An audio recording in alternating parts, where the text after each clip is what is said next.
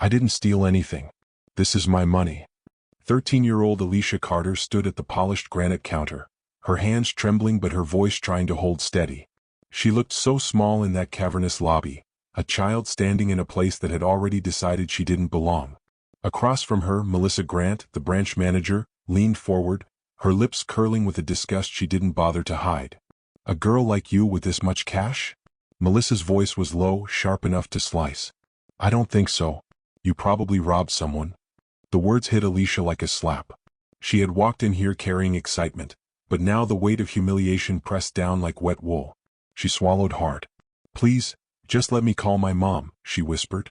Melissa's smirk deepened, cold and deliberate. Save it for the police. I'm not falling for your sob story. She reached for the desk phone and dialed without hesitation. Yes, I need officers immediately. I have a young thief trying to deposit stolen money. She had no idea, not a hint, that in less than an hour she would discover exactly who Alicia's mother was. And when she did, her entire world would tilt on its axis. That Tuesday afternoon had begun so differently. Alicia had stepped off the city bus downtown with a spring in her step. This was the day she had been preparing for, rehearsing what she'd say, even practicing her confident stride. She was finally going to open her very first checking account. In her backpack, an envelope with 8 crisp $100 bills, birthday money from her grandmother, saved for months, and savings statements showing another $1,200 she had carefully built up from allowances, holiday gifts, and small academic awards. To Alicia it felt like a fortune. She didn't live the life most people imagine for a kid from her side of town. Her mornings began in a spacious home tucked inside Oakmont Hills, where lawns were sculpted like art and neighbors waved from behind security gates. She attended Lincoln Academy, where the tuition alone could buy a new car. But her mother, Dr. Evelyn Carter, had gone to great lengths to make sure her daughter grew up grounded. No chauffeurs, no designer labels, no endless spending. Alicia still took the bus. She earned her allowance with chores. She understood the weight of a dollar. When she pushed open the glass doors of First Continental Bank, the air was cool and faintly scented with cedar polish. Men in tailored suits strode purposefully toward private offices. Elderly customers sipped complimentary coffee in the plush premier seating area. The quiet murmur of transactions filled the space. Alicia approached the first open window with a polite smile, holding her envelope and ID. The nameplate read, Jennifer Parker, Customer Service Representative. Jennifer's eyes lifted from her computer, and instantly hardened. The warmth she'd offered the man ahead of Alicia evaporated into something colder than January rain. What do you want? She asked flatly, scanning Alicia from head to toe. Good afternoon, Alicia said, her voice still carrying hope. I'd like to open my first checking account, please. Jennifer laughed, a short, sharp sound. This is a bank, not a charity. We don't just hand out accounts to every kid who wanders in here. I'm 13, Alicia said, her smile dimming, and I have all the required documents. 13? Jennifer cut in, her brow arching. Let me guess, cash from selling drugs? Or maybe you lifted it from somebody's purse. The words landed heavy. Alicia blinked hard, trying to understand. Kids like me? I don't understand. I go to Lincoln Academy. This is birthday money from my grandmother. Sure it is. Jennifer's tone dripped with mockery. Lincoln Academy, huh? Probably stole the uniform too. I know exactly where kids like you come from, and it's not the kind of place that sends them to schools like that. She reached for the phone, dialing with theatrical precision. Melissa? Get over to window 3. I've got one of those urban kids trying to scam us with suspicious cash. Yeah, exactly the type we talked about. Alicia felt her stomach twist. She didn't yet know that the call Jennifer had just made was the spark that would burn through the walls of this branch and expose everything they never wanted the world to see. Staff meeting, the teller had said into the phone. She's getting aggressive, making a scene. Within minutes, Melissa Grant, the branch manager, emerged from her office. She moved with the stiff, deliberate steps of someone who believed her authority was beyond question. One glance at the young black girl standing at her counter, and something hard and cold flickered in her eyes. The warm, professional smile that she kept on reserve for valued customers never appeared. Shouldn't you be in school, young lady? The words were sharp, almost spat, less a question, more an accusation. Alicia Carter blinked, startled by the hostility. Still, she kept her voice polite. I have permission from my school, and my parents. I left early just for this appointment. She reached into her backpack and offered a neatly folded slip of paper, signed by her school counselor. Melissa barely glanced at it. Her gaze locked instead on the envelope Alicia had placed on the counter. That's a lot of cash for someone your age. Where did you get it? The tone was not one of curiosity but interrogation. A flicker of confusion passed through Alicia's mind. Why did this feel like a crime scene? It's birthday money, from my grandmother, she said carefully. And my savings? I wanted to deposit it all when I opened my checking account. Melissa's laugh was brittle. Grandmothers don't give 13-year-olds $800 in cash. Not the kind of grandmothers I know. The accusation landed hard. Alicia's grandmother had always been generous, tucking notes of encouragement into cards, sealing envelopes with both love and abundance. Alicia dug into her backpack, producing the card, her grandmother's graceful handwriting dancing across the page. Melissa waved it away without even looking. Anyone can write a card. These could all be fake. Across town, in a boardroom high above the city, Dr. Evelyn Carter was seated at the head of a mahogany table. The skyline shimmered behind her as she discussed a $200 million acquisition with her executive team at Carter Financial Holdings. In business circles, she was Evelyn Carter, visionary, strategist, a name whispered with both respect and envy. In her personal life, she was simply Mom, the woman who drove carpool, baked pound cake on Sundays, and worried whether her daughter was making friends in school. She had spent 13 years crafting this double life. Not for vanity but for protection. Evelyn had grown up as the child of banking royalty, her every move dissected, her friendships questioned, her worth often reduced to her last name. She wanted something different for Alicia, a childhood unchained from expectation, free to build her own sense of self before the truth of her family's power ever touched her. Back at the bank, Alicia's voice began to tremble. She tried again, offering her school ID, her birth certificate, her savings account statements, proof that she had been a customer here before. Melissa's eyes narrowed. Look, sweetie, she said, the condescension curling around every syllable. Girls like you don't just walk in with this kind of money. I've been in banking 20 years. I know suspicious activity when I see it. Girls like you. The phrase hit like a shard of ice. Alicia had heard those words in old documentaries about segregation, in her history textbooks, in the whispered recollections of elders who remembered marching with Dr. King. She never thought she'd hear them directed at her. Not in this time, not in this city, not while wearing her school uniform and holding the money her grandmother had given in love. Her eyes burned. Can you please just help me open the account? I don't understand why you're being so mean to me. I just want to bank here like everyone else. Melissa's jaw tightened. I don't think so. This money's probably stolen. I'm not going to be part of whatever scheme you're running. Please, Alicia said, the word almost a whisper now. Call my mom. She banks here too. Her name is Evelyn Carter. Melissa's eyes narrowed to slits. Nice try. You're not calling anyone until we figure out where you really got this money. For all I know, you're working with adults who thought a kid would be less suspicious. Had she typed Evelyn Carter's name into the bank system, Melissa would have found exactly what Alicia claimed, a modest personal account belonging to a local parent. But she didn't check. Her mind was made up. Alicia stood there, feeling smaller with every second. Around her, customers began to notice. The tone, the posture, the way Melissa leaned across the counter like a warden addressing a prisoner. Some shifted uncomfortably, eyes flicking away. Others stared openly, their silence as heavy as the marble columns holding up the lobby. Alicia Carter learned something that afternoon no child should ever have to learn, that injustice could unfold in plain sight, with witnesses all around, and not a soul willing to stop it. The irony was bone deep. Here stood the granddaughter of the Carter banking legacy, the daughter of one of the most powerful financial leaders in America, treated like a petty criminal in a bank her family's wealth had quietly sustained for generations. But Melissa Grant didn't know.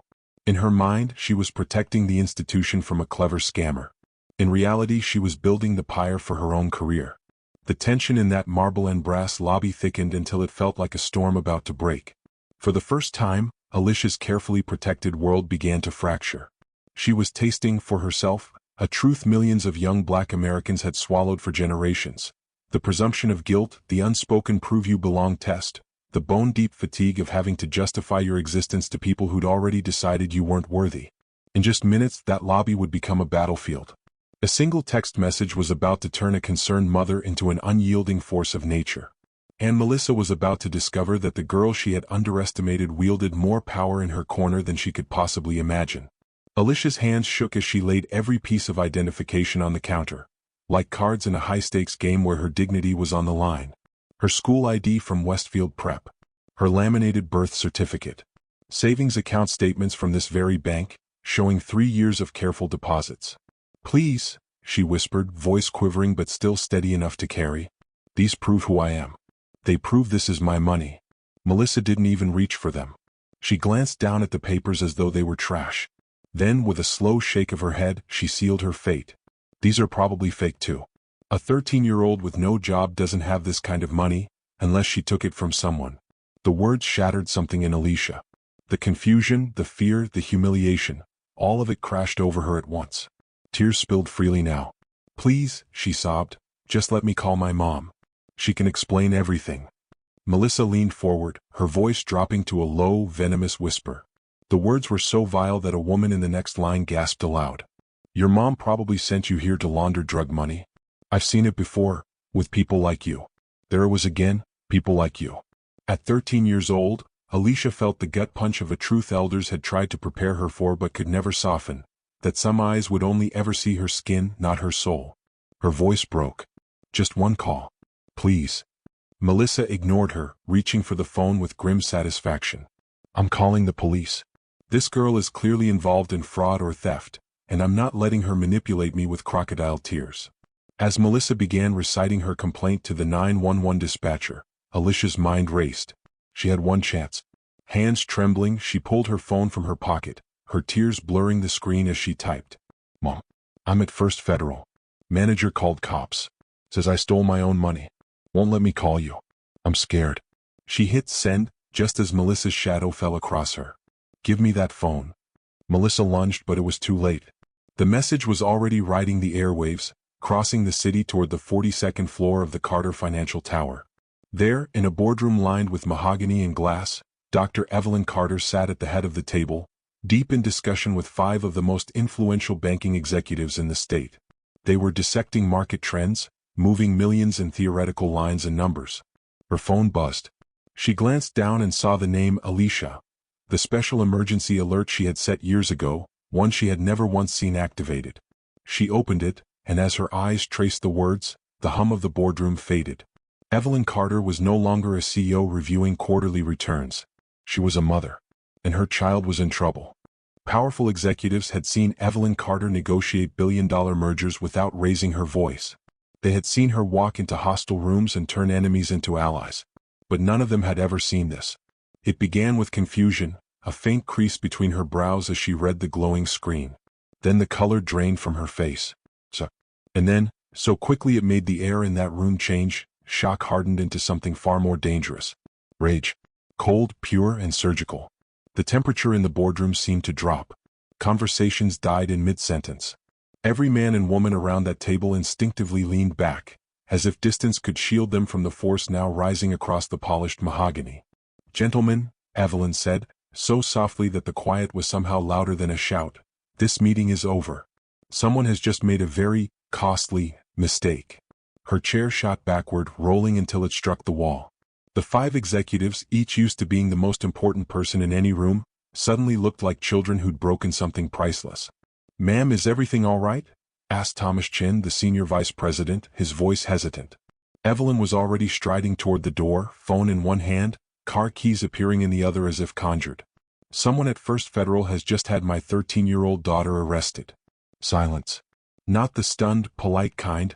This was the sound of seasoned power brokers realizing that somewhere downtown, a person with no idea who they were dealing with had just set fire to their own career.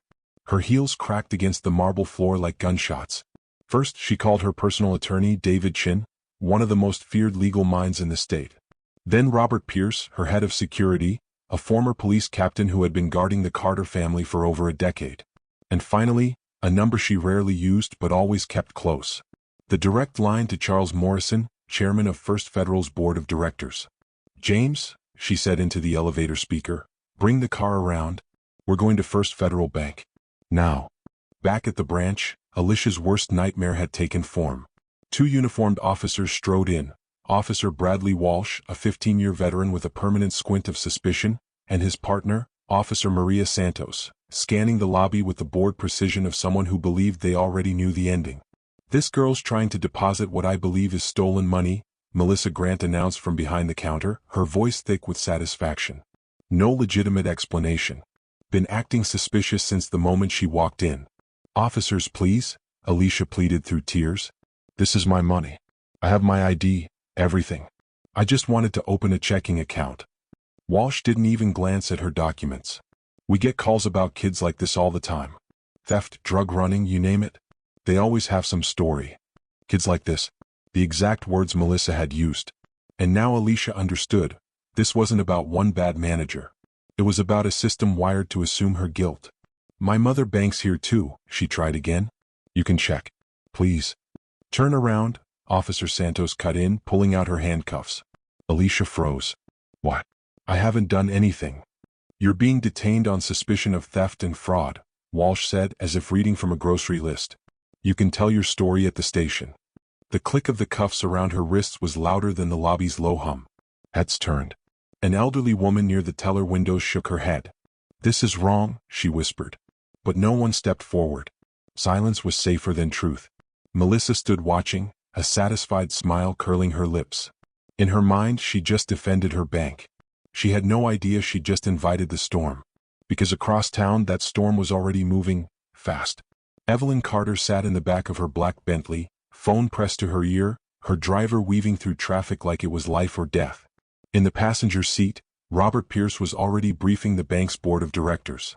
Exactly 23 minutes after Alicia's desperate text, the Bentley slid to the curb outside First Federal.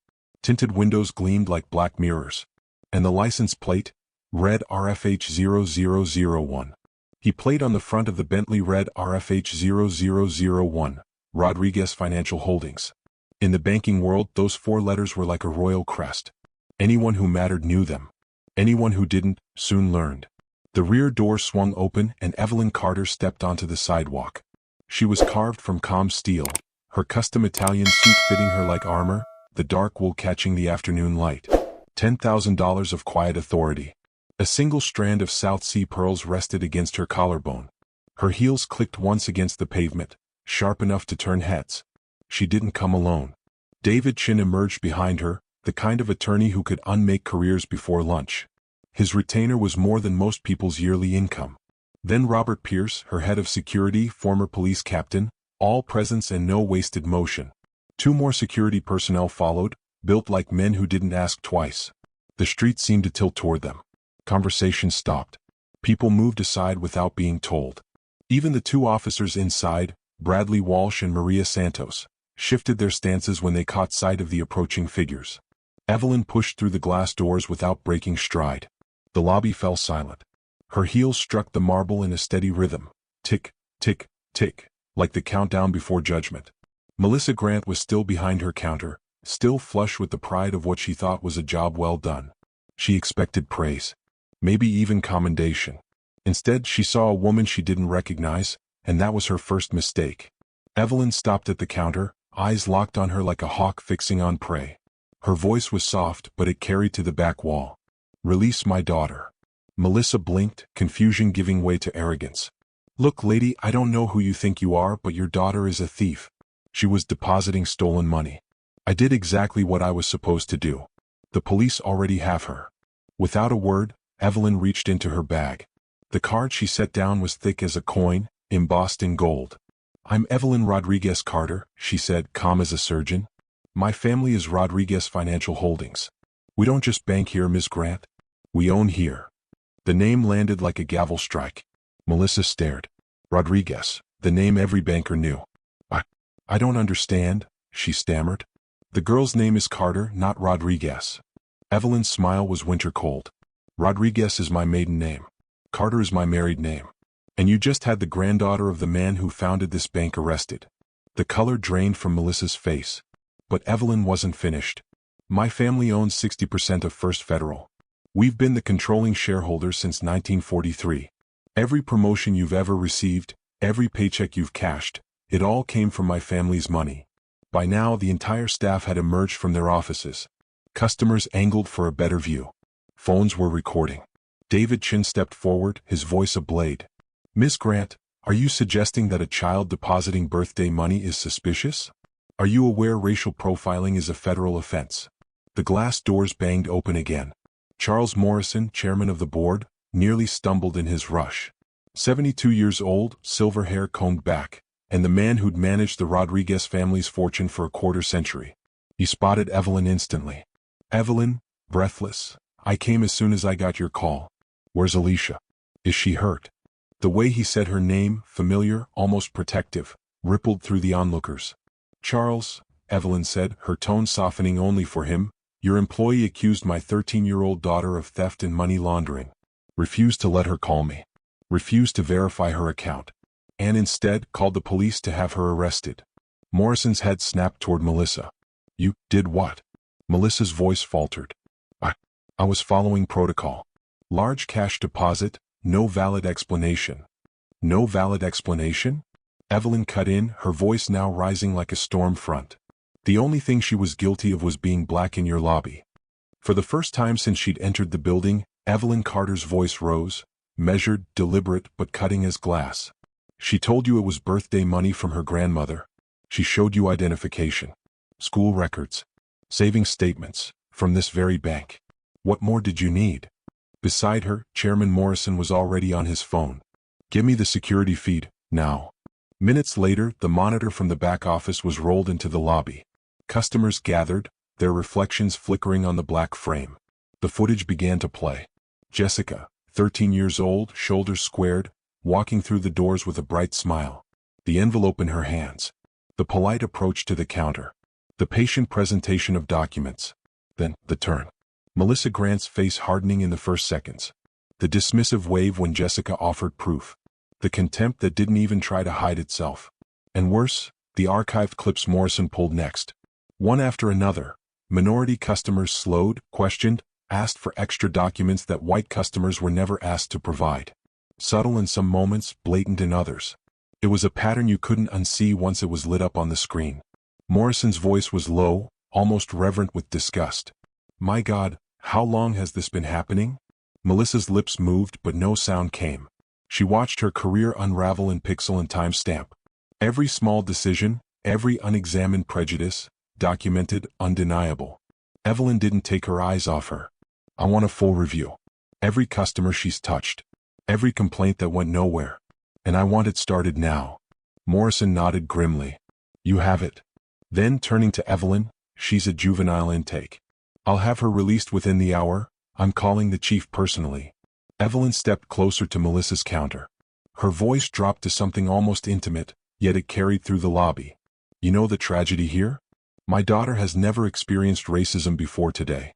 She walked in believing the system was fair, believing that if she was polite, honest, prepared, she'd be treated equally. You took that from her. You taught a child that her skin color is enough to condemn her in some people's eyes. She will never unlearn that lesson. The guards who'd watched Jessica being handcuffed now flanked Melissa. The irony was not lost on the crowd. Ms. Grant, Morrison said formally, your employment is terminated. You will be escorted off the premises and are permanently barred from all First Federal properties. She was led away, cardboard boxes waiting in the back. 20 years of framed awards, vacation photos, and tidy titles packed up without ceremony. The lobby was still silent when Evelyn turned, addressing every soul within earshot. Let this be a reminder, racism isn't just wrong. It's costly. It destroys trust. And here it just cost someone their entire career. But Evelyn wasn't done. Her daughter was still sitting in a detention cell somewhere across the city. And Melissa's firing, swift as it was only the first crack in the wall. By the time the afternoon sun began to fade, Melissa's name was already circling the industry. In less than 24 hours, she was a cautionary tale.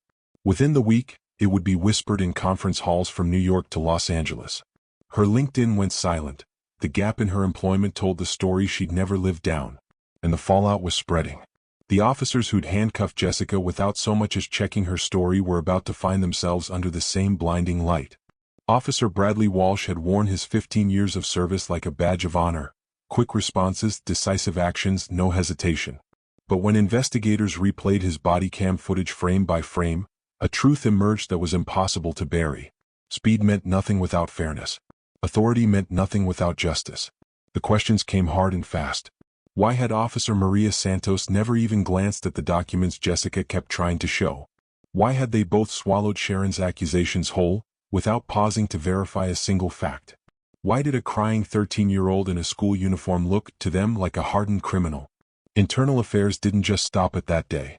They dug deep: 5 years of arrest records, use of force reports, language and incident files. Patterns appeared like bruises beneath the surface. Walsh had arrested black suspects at triple the rate of his white peers, even in identical neighborhoods. Santos had used force against minorities far more often than against white suspects in similar circumstances. Suspensions came swiftly. So did the promise. Every one of their past cases involving minority suspects would be reviewed. This wasn't going to be swept under the rug. The city felt the ripple. Community leaders who had been shouting about bias for decades finally had a case no one could ignore. Jessica's arrest, her wealth, her last name, only sharpened the point. If this could happen to a Rodriguez, what chance did a child without a powerful advocate have? The outrage forced action. Officers would now be required to fully investigate before arresting a child. Bias training wasn't going to be a check-the-box exercise. It would happen every 6 months in person under scrutiny. Body cam footage would be pulled at random, combed for signs of discrimination. And for the first time, a civilian oversight board would have the power to dig into complaints about racial profiling. Across town, Chairman Morrison was waging his own war for redemption. For First National to survive this, change had to be immediate and absolute. 40 hours of bias training, for everyone from weekend tellers to senior VPs.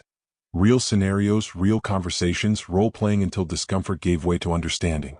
A new rule: no teenager could be refused service or reported to police without 2 managers signing off and clear evidence of policy violations. No exceptions. But the most lasting change wasn't happening in a boardroom or police station. It was happening in the quiet of a car, on the ride home from juvenile intake. Jessica stared out the window, the city blurring past. Her voice, when it came, was so small it barely reached the dashboard. "Mom, why did she hate me so much? I was polite. I had all my papers. I didn't do anything wrong." Evelyn Carter's hands tightened on the wheel. She pulled over, shifted the car into park, and turned to face her daughter fully. "Baby," she began, her voice low but steady, "what happened to you today wasn't about anything you did. That woman made a decision the second she saw you. She didn't see your smile or your grades or your grandmother's birthday card. She saw your skin, and she decided what kind of person you must be. That's called racism. It's ugly. It's wrong. But it exists." Jessica's brow furrowed. "But we have money. We live in a nice house. I go to a good school. Doesn't that matter?" Evelyn's throat tightened. This was the moment she had tried to postpone for 13 years. The day the bubble would burst. She had worked so hard to give her daughter a childhood defined by possibility, not prejudice. But here it was. "Those things matter to people who care about truth," Evelyn said softly. "But to someone like her, none of that matters. She decided who you were before you said a word. And that is why we fight. Because nobody gets to tell you that you don't belong in a place you've already earned the right to stand." Jessica didn't answer. She just leaned against her mother's shoulder, the weight of a new reality settling in. Evelyn held her close, staring out at the road ahead, not just for the drive home but for the years of conversations, challenges, and lessons to come. The bank had changed its policies. The police had changed their rules. But the most important change was quieter, deeper. A young black girl who now knew firsthand the work still left to do. And Evelyn Carter, like the women before her, was ready to make sure her daughter would never fight alone. Angela Carter had spent 13 years building a bubble around her daughter. A safe place where character mattered more than color, where effort mattered more than the name on the family trust. But now, that bubble lay in pieces on the floor of a bank lobby. And Angela realized something that stung more than any insult Sharon Mitchell had thrown. Her protection might have left Jessica unprepared for the real world. "Sweetheart," Angela said, taking a deep breath, "there's something I need to tell you about our family." Over the next 2 hours, parked on the shoulder of a quiet road, away from cameras, reporters, and boardrooms, the truth spilled out. The Carter legacy. The banking dynasty her great-grandfather built in the 1940s. The quiet fact that their holdings reached into dozens of financial institutions across America. The $2.8 billion net worth. The modest home that was only one of 7. Every gala avoided, every chauffeured ride declined, every designer purchase passed over, all deliberate.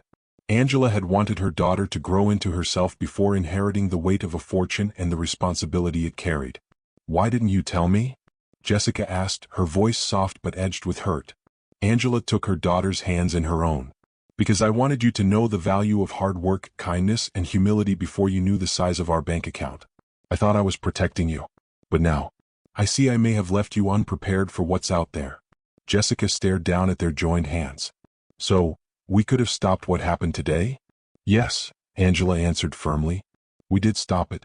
But more importantly, we're going to make sure it never happens again, not just to you but to kids without our advantages." That was the day Jessica Carter began to change.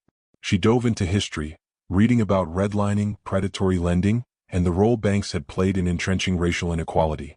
She studied the speeches of civil rights leaders, the marches of the 60s, the unglamorous work of policy change. She learned that privilege wasn't just a shield, it could be a tool, a megaphone, a weapon for justice. 1 month later, the Carter Family Foundation announced Financial Justice for All, a sweeping program to arm young people with knowledge of their banking rights, to fund legal help for families facing discrimination, to support financial literacy in underserved neighborhoods, and to run a 24-hour hotline for those who, like Jessica, faced suspicion instead of service. Jessica became the face of the campaign. She told her story in schools, churches, and community centers. She asked rooms full of teenagers, "Have you ever been treated like you don't belong in a place you have every right to be?" And then she told them exactly what to do if it happened again. The response was staggering. Thousands came forward. Stories poured in from small towns, big cities, and suburbs. Some were heartbreaking. Others were infuriating. Many ended with the same refrain: "I didn't know I had the right to speak up." Meanwhile, First National Bank was rewriting the playbook for serving minors. Youth specialists were hired, staff trained not just in banking procedures, but in patience, empathy, and cultural awareness. Teen-friendly account guides replaced dense policy sheets. And the rules were crystal clear. Appearance would never dictate service. Ever again. And then, exactly 1 week after Sharon Mitchell's firing, Angela returned to the scene. She stood in the middle of that marble lobby, the same spot where her daughter had once been treated like a suspect instead of a customer. The room was silent, the staff gathered. "This isn't about one person's mistake," Angela began, her voice steady but carrying the weight of every injustice that had led to this moment. "It's about a culture. And from today forward, that culture changes." Some employees lowered their eyes in shame. Others stood straighter, as if ready to be part of that change. "This bank," she continued, "will be known not for who it turns away, but for who it welcomes. And every young person who walks through these doors will leave knowing they were treated with respect, not suspicion." And in that moment, the story wasn't just about Jessica anymore. It was about every child who would never have to feel the cold sting of people like you, when all they wanted was a fair chance. Angela Carter stood in the same marble-floored lobby where her daughter had been humiliated, her presence as sharp and unyielding as the day she dismantled Sharon Mitchell's career. Every employee was there, tellers, managers, security guards, administrative staff, standing in tense silence. They knew this wasn't just a speech. It was a reckoning. "My family built wealth in this country despite people like Sharon trying to stop us," Angela began, her voice clear and steady. "My great-grandfather started with nothing but grit, and the belief that financial services should serve everyone, no matter the color of their skin or the neighborhood they came from." She looked from face to face, letting the weight of history settle over the room. He faced discrimination that was not only common, it was legal. Loan officers told him to his face, "We don't do business with people like you." But he didn't break. He worked twice as hard, saved every penny, and built his own bank, one that served everyone fairly. Her tone deepened, the rhythm deliberate. 3 generations later, my daughter walked into this bank, a bank her great-great-grandfather helped build, and she was treated like a criminal. By someone who was paid with my family's money. The irony would almost be laughable, if it weren't so tragic. The lobby was silent except for the faint hum of the security cameras. "Jessica will learn from this," Angela continued, "that respect is not simply given, it's demanded. And having power means using it to protect those who don't have it." The speech, recorded by local news, spread like wildfire. Millions shared it online. To the public, it became a rallying cry for economic empowerment and civil rights. To the financial industry, it was something else, a warning. The Carter family was watching, and they were willing to act. 3 months later, Jessica returned to First National Bank to finally open her checking account. But the girl who had once walked in timid and hopeful was gone. In her place stood a young woman who understood her privilege, and her duty to wield it wisely.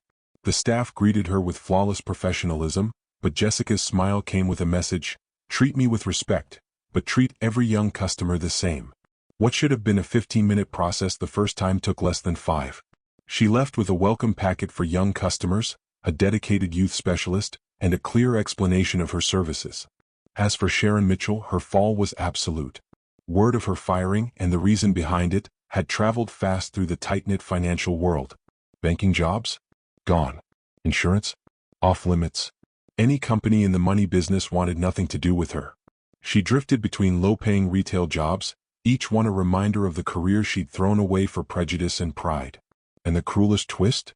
She had to watch from the sidelines as the very industry she'd been cast out of embraced the reforms that could have saved her. Bias training. Inclusive service policies. National recognition for First National Bank's new standards. Each headline a quiet echo of what might have been. And so, her story became a cautionary tale, taught in training rooms across America. Proof that discrimination doesn't just destroy lives, it destroys the one who chooses it.